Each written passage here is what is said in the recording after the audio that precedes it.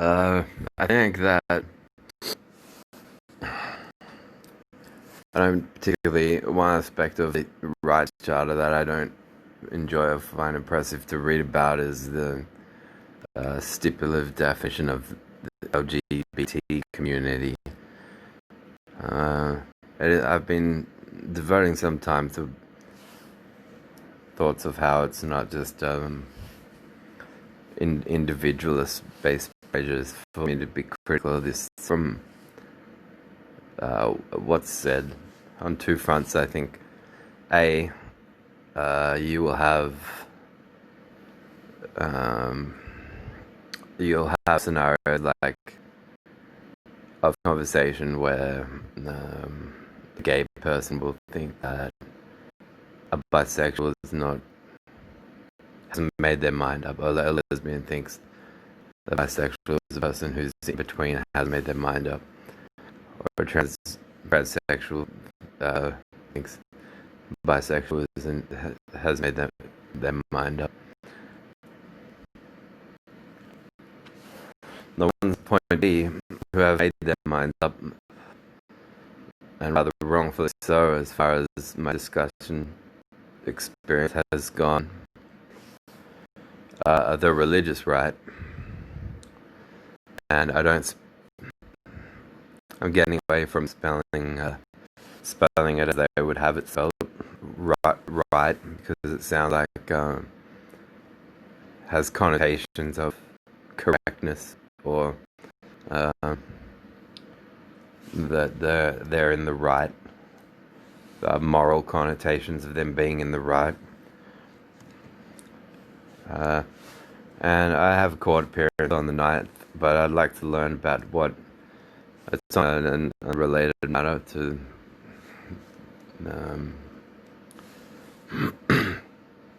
to the sorts of discussions that interest me. But if it weren't for religious people in legislative roles, then this community would not be. It's a bit like it's almost as rational as saying that, well, let's call them the pedophile and priest community, the PP community, because because they will teach you about what's about pray to God until He brings the right woman to use your PP on, and if she's not a virgin, kill her and dump her body on her father's doorstep, for this is the word of the Lord. So like it's the LGBT community. The idea of it to me is, unless they want to say, the marginalized community, which they may as well call it that. There are serious dispute differences that go on between a lesbian, a gay, and a bisexual and transgender,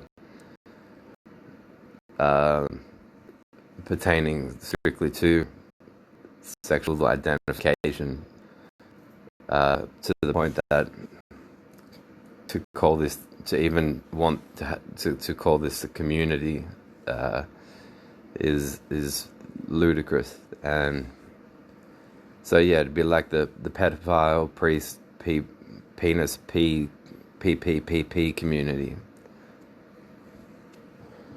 and then the religious right are in that.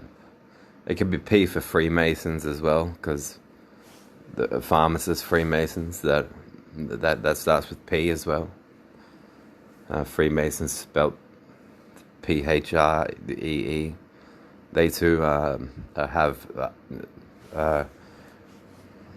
great standing in the PP community.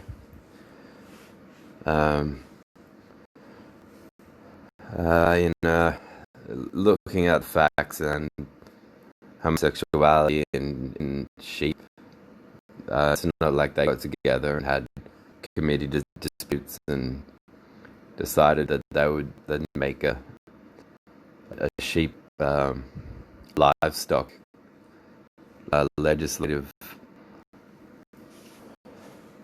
sex identification fucking community. If they did, it would be from Gary Cairns fucking them, and to the point that his seminal fluids would be enough as to constitute prejudice in such endeavors. But yeah, I don't think that there would be. I mean, the religious right started out inbred. They say that they're inbred. You ask them, who did Adam and Eve's kids have kids with? And they go, I guess each other, even though they had 2 sons. It's a funny test question to ask a Christian on a number of fronts, because they tell they're either submit. It's like watching them themselves as the most ridiculous representatives of an ideology, or that they're saying they got a bit more chummy with any brothers that they may have had. Then we would care to discuss, or that would have them in the PPP community.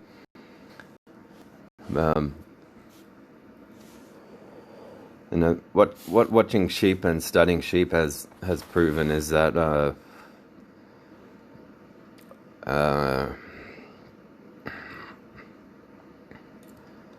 question of normalcy being always shunted and locked at on the hetero side. And we already have talk of great overpopulation and issues like that, and plus it's the Christians who will go to sermons and then read a verse that goes, "Oh, I'm sending you out as sheep amongst wolves," and they'll go, "Ooh." Even then, like, can't you see it? Like that sheep is a male sheep. It's fucking another male sheep in the ass. Do you think he was listening to the sermon and took it to heart? The sermon about the mount, mount from the rear. So, yeah, it's a bit of an offensive idea. I think that's not really, to my mind, attentive to the facts, sociological facts, that our legislators have got this community defined, and they're going, oh, they're in the community, but over here there's what? I mean, will they at least stick to their Bibles enough to make a community of, like, hey, we're the community of the inbreds. Please don't say things that sound smart, because we are from, and that way I get into fewer fights, because then they can go, well, I'm in the PPPP community and I'm inbred and proud, and there's ongoing investigations into why my child needs to wear a helmet all the time and drills all the time, but nonetheless inbred and proud and tra-la-la-la-la.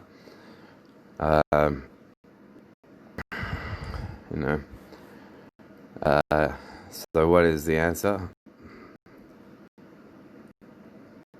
I'm not sure, but what David Hume pointed out, and the two biggest questions in philosophy throughout history have concerned cause in relation to the existence of the universe, and cause in relation to the existence of life, human life in particular. So before, see, we're both post, this generation is both post-Darwin and post-Big Bang Theory. So those questions have answers that are, while science admits it's there is provisional still better than what is on offer from religion. But David Hume was a logician who I think is incredible.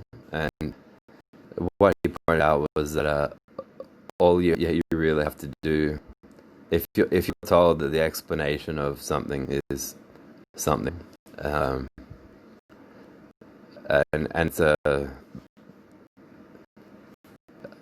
all you really have to do is be able to know how to say, well, this is a bad explanation, and though I don't have the answer yet, I'm not going to agree with your explanation. I'll wait around until a better one comes about. It's not the onus of you necessarily to have a better answer for something, for a problem, than what's on offer in society at a particular time, in order to judge an idea to be too stupid to invest your belief or trust or faith or whatever.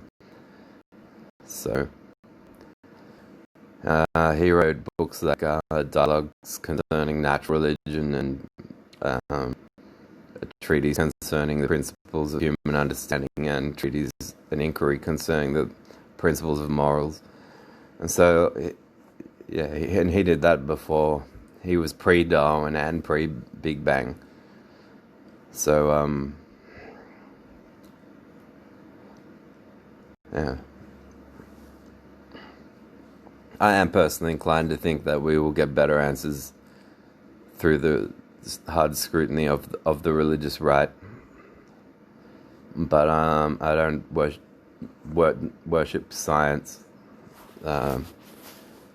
and professors of science didn't worship science either. Albert Einstein said that all science measured against reality is primitive and childlike, but it's the most precious thing we have. So he was admitted of scientific method being